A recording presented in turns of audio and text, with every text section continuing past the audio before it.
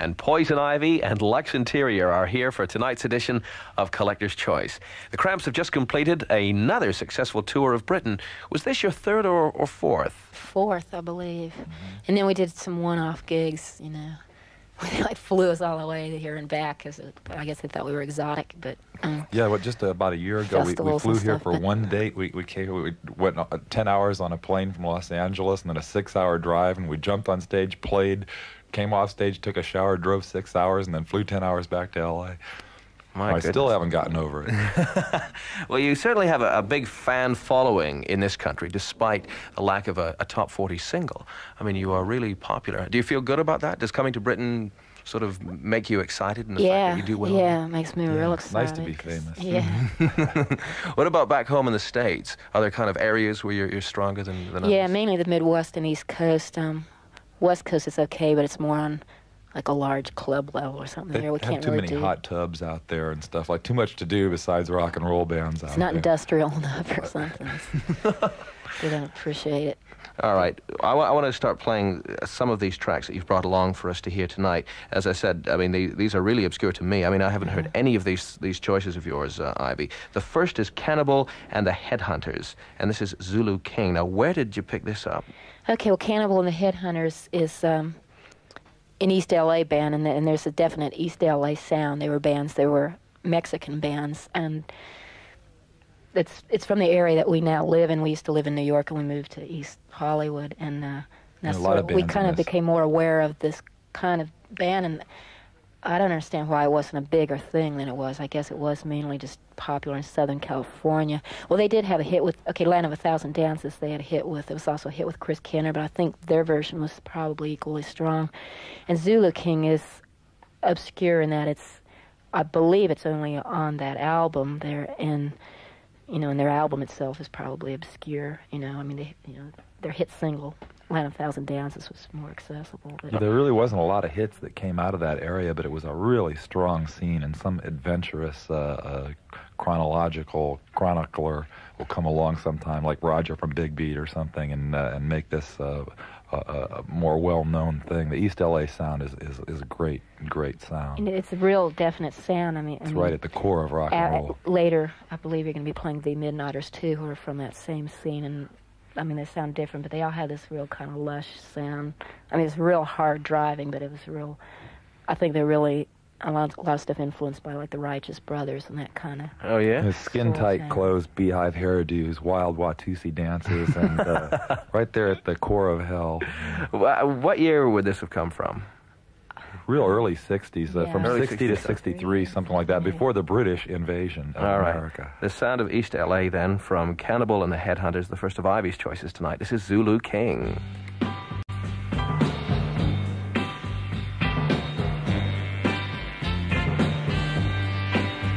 From the mountain tops covered with snow to the diamond mines, the drums echo from village to village throughout the land. They tell of the Zulu wedding plan. Blind man, beggar man, crippled man.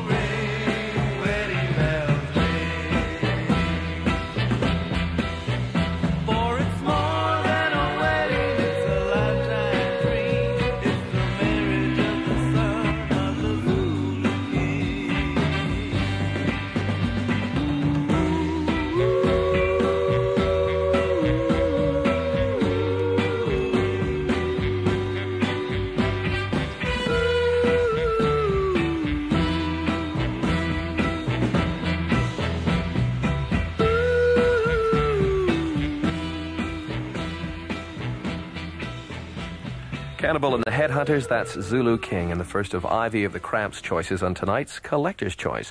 Do you remember the first record you ever bought, Ivy, or the first record anyone ever gave you? I think it was Purple People Eater, because I think it was kind of common. I step up from Kitty records. The next thing was like popular records that kiddies could dig, and I remember like digging like Witch Doctor and Purple People Eater. I don't know like what order. I also remember a frightening record. One of the first records I remember having, because I think the first records I have my brother gave me, and it was Johnny Horton's Battle of New Orleans. Oh yeah, which is about running off the British. You wouldn't like that over here. We don't want to talk about that one. And what was the first record or first music you listened to that excited you enough to inspire you really to become a performer and writer in your own? Probably those records. Oh yes. I was ham ever since I could remember, and I loved playing and singing. You know, I'm more interested in playing guitar, but I love just playing guitar.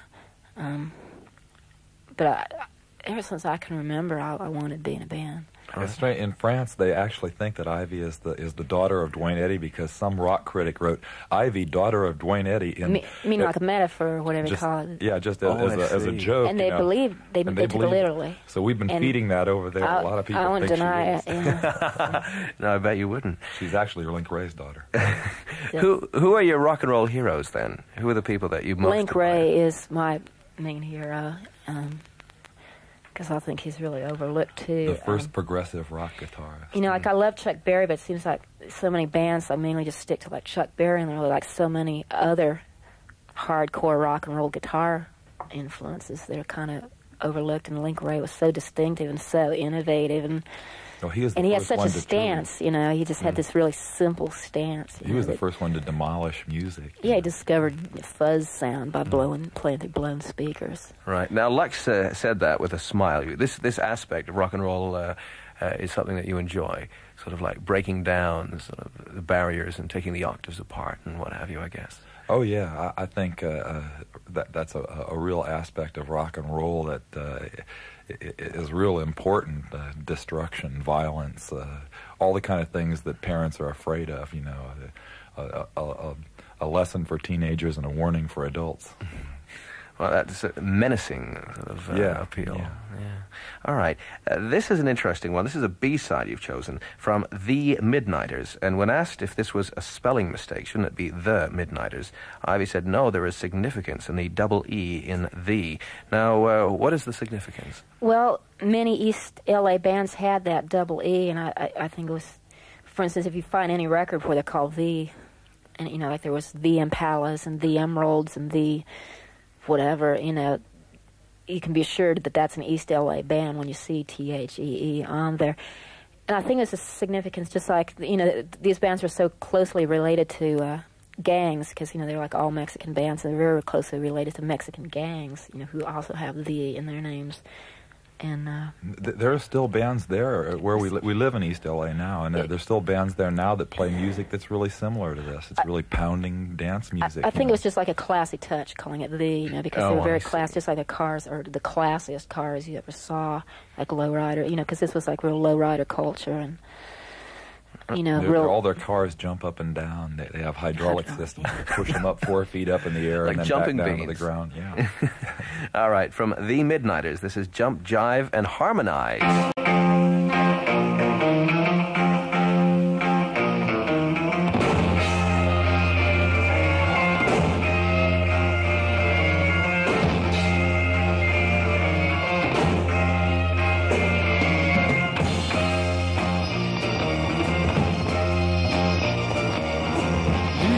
The soul, baby, I got the faith. You got the soul, baby, it's all it takes to jump, jive and harmonize. To jump, jive and harmonize. Come on, please, come on, baby, baby, please, all right.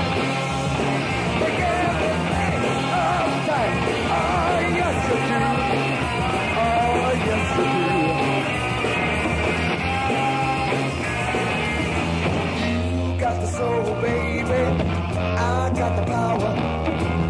The way you do,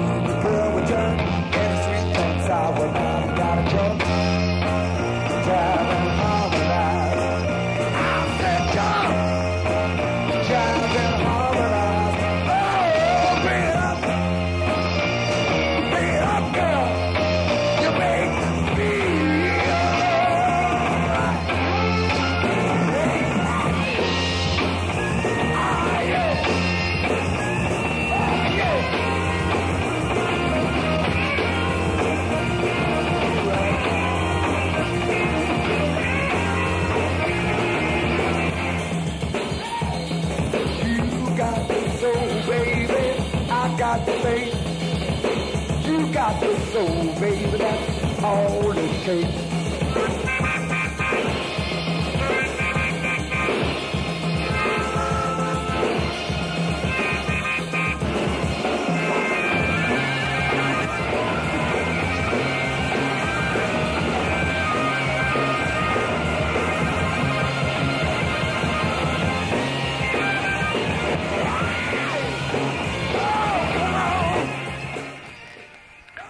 That is a fast fade from the Midnighters, Jump, Jive, and Harmonize.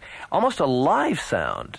Yeah, I think they wanted was. it to be a live sound. Or it might have been records. the budget, I suspect.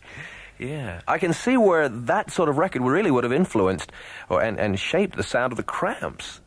Oh, definitely. It does, definitely. yeah. Where do you find your records? I mean, do you have time when you're on tour to go off to kind of junk shops and specialist record We stores make or time fairs? for it. I think it used to be easier, before we toured and all, but in a way it's an advantage because we go to places we weren't able to go to before. We try to make time to find records. They're increasingly hard to find because there's always more and more collectors, and we kind of got an early jump on a lot of stuff, I think. A lot of our fans give us records, which is a trend I'd like to encourage out there in Radio Land. I can imagine. What about British records or British bands of the 50s or 60s? Are there any that spring to mind? Because I know all your choices tonight come from North America. Right. Well, I was just about to say the Midnighters did a lot of Rolling Stones covers. They actually were influenced a lot when that came around. I think they started out before the Rolling Stones were known in America, but they were really influenced by that. There are a lot of bands like that. Northwest sound is real similar to East LA sound, and all the bands from the Northwest sounds all did like Northwest area, Seattle area, all did covers of like Kinks songs and things like that. I don't we grew recall up like crazy for the Yardbirds and the Kinks and all those bands. That were like really the first remembrances. Yeah, of I'm not going aware crazy. of any 50s music from England, but like Yardbirds and Pretty Things were, at that time, it seemed like the most exciting thing I knew Still about. drives us nuts. Even But they as were we just speak. recycling Bo Diddley, I guess.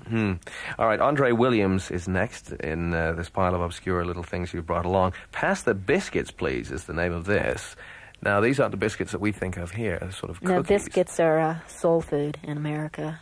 They're more like bread and doughy things. yeah. Over here, I know that buttermilk this and- means a girl's anatomy over here, but in America, that's a different meaning. No, in America they generally serve with red-eye gravy and pork chops or something. It's like a hard roll here that you get in the morning with continental breakfast, but it's a soft roll, and you sop up gravy with it. Yeah, it's delicious. I have fond memories of biscuit eating down in Georgia, where I lived for a while. That's the real stuff. Absolutely. Okay, Pass the Biscuits, Please, then. This is another one of Ivy's choices from Andre Williams. Excuse me. Excuse me, please. Excuse me. But will you please pass the biscuits down, please? Will you pass the biscuits down, please? I can't understand it. I go out and work and slave, and all my kinfolks do is play. Look at Uncle John down there. He's had 4 biscuits already. No wonder he got 4 chins. And there's Aunt Lucy down at the other end. I thought she was on a diet. If she ain't had 8 biscuits, she ain't had none. Excuse me, Uncle Bill, but will you please pass the biscuits, please? Will you pass the biscuits, please? Them biscuits sure is disappearing fast. I wish they would just look down this way. Maybe I can get Mary's attention. Say, Mary. Say, Mary. Will you please pass the biscuits, please? The only time they come down is for wedding, funerals, and receptions. You take old cousin Jeff. I ain't seen him in 2 years. And he don't even know I'm here. All he see is them biscuits. I don't want to reach over Betty, cause Grandma says that's ill manners, she said. But this meat ain't no good without no bread. Say, will you pass the biscuits, please? Or will you please pass the biscuits, please? I got enough taters and some yellow gravy. I sure wish they would just pass one of them biscuits. Look at it. It's almost finished and I ain't even started eating yet. Say, will you pass the biscuits, please? Say, will you please pass the biscuits, please? I don't know why did Emma put them biscuits down at the other end of the table. Hey, will you pass the biscuits, please? Hey, will you please pass the biscuits, please? Now, there's one more biscuit left. Maybe if I get up and walk down the other end of the table, I might get that one. Pardon me. Excuse me. Excuse me, please. Excuse me, please.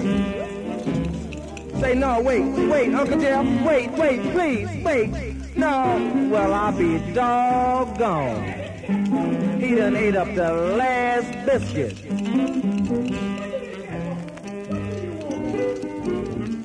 I wanted the biscuits.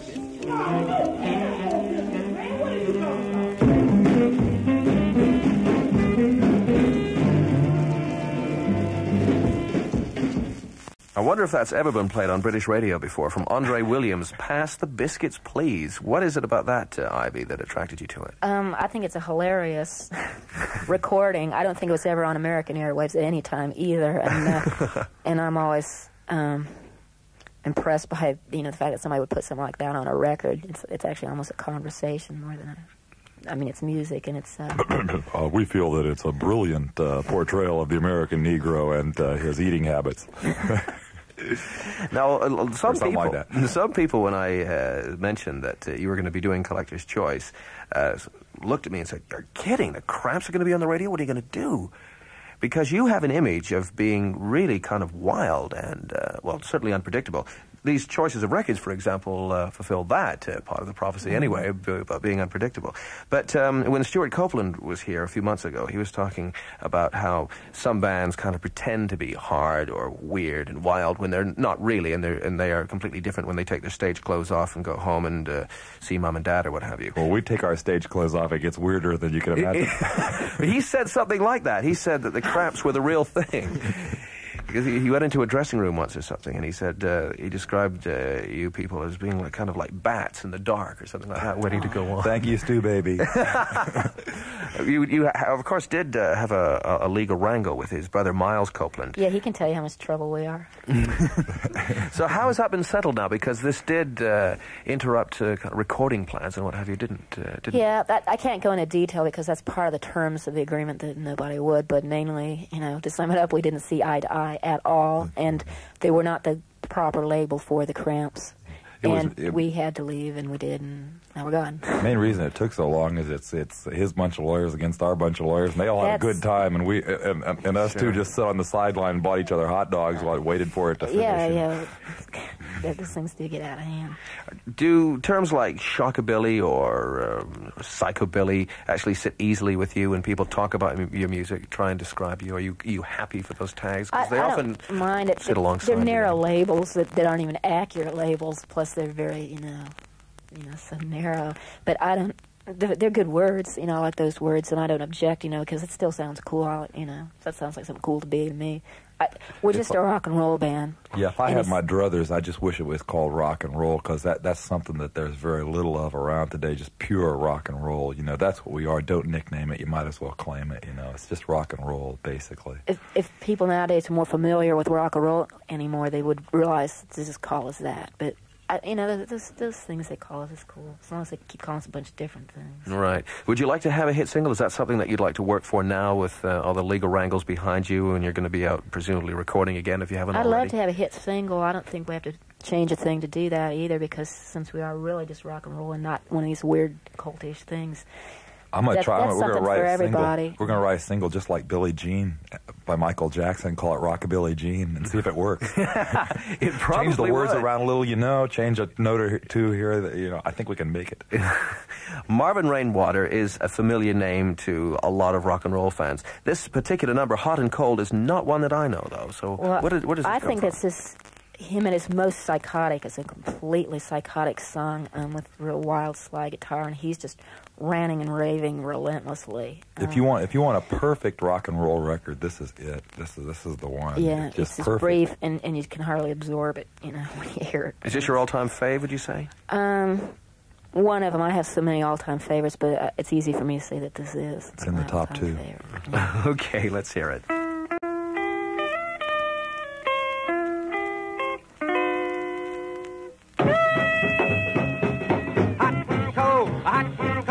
That's what it takes, so up and cold, cold and hot, but that's what it takes a lot, now give me hot, now cold, hot and cold, man and soul, now give me a little bit of that rock and roll, go,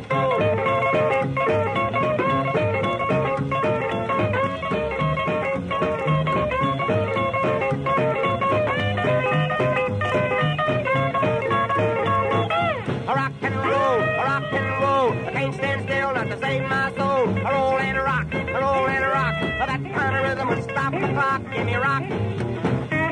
Now roll. Now hot. Now cold. All together now hold on tight, 'cause we're gonna do it up right tonight. Go, go.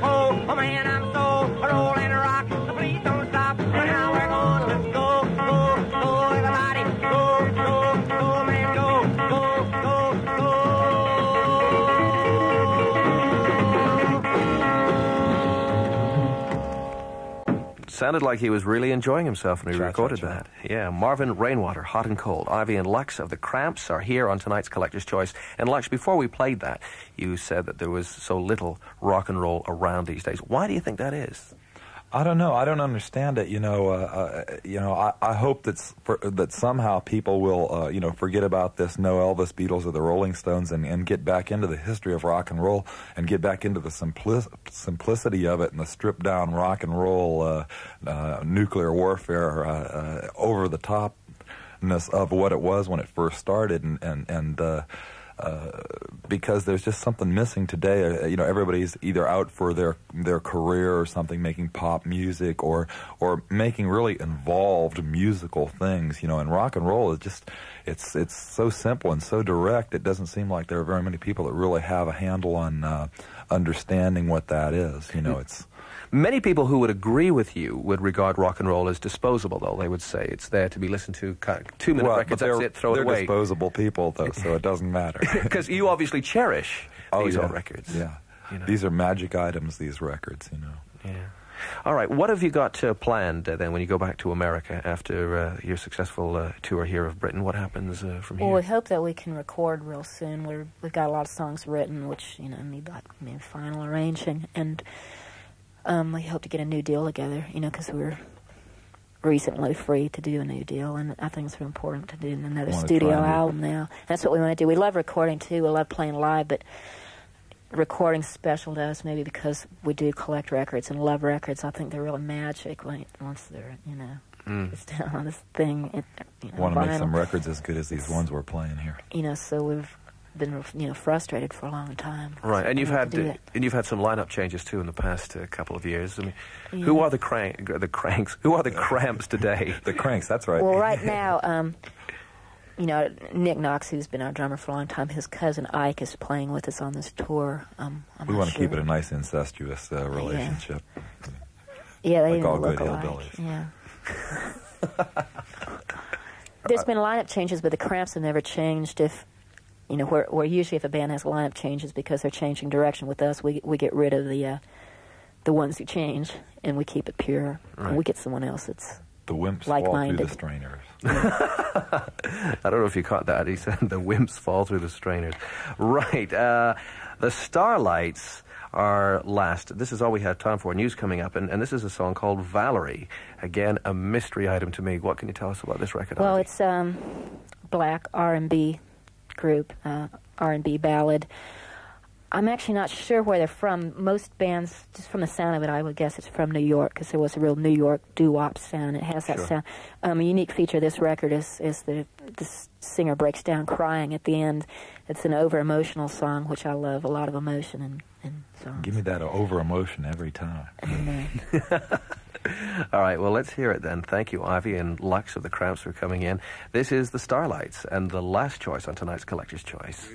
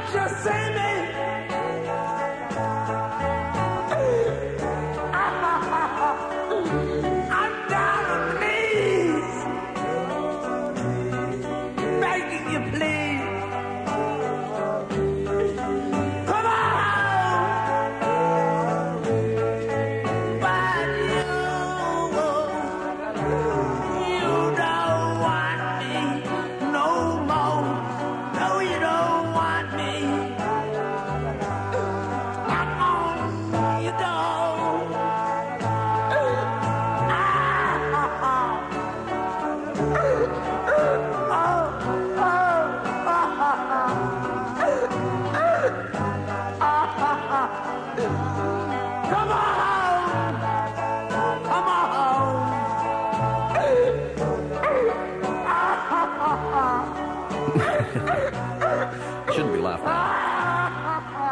Dear, oh dear. I hate to see a grown man cry, you know what I mean? Unless it's Peely, of course, when Liverpool win the European Cup. The Starlights there.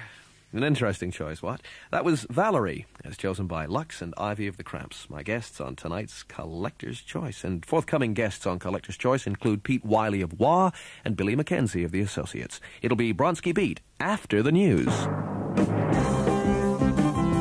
Radio 1 News. At 8:31 was Steve Annett. In the Indian state of Punjab, more Sikh extremists have been surrendered to troops besieging the Golden Temple at Amritsar. The remaining militants are now believed to be holding out in just one building of the complex. The whereabouts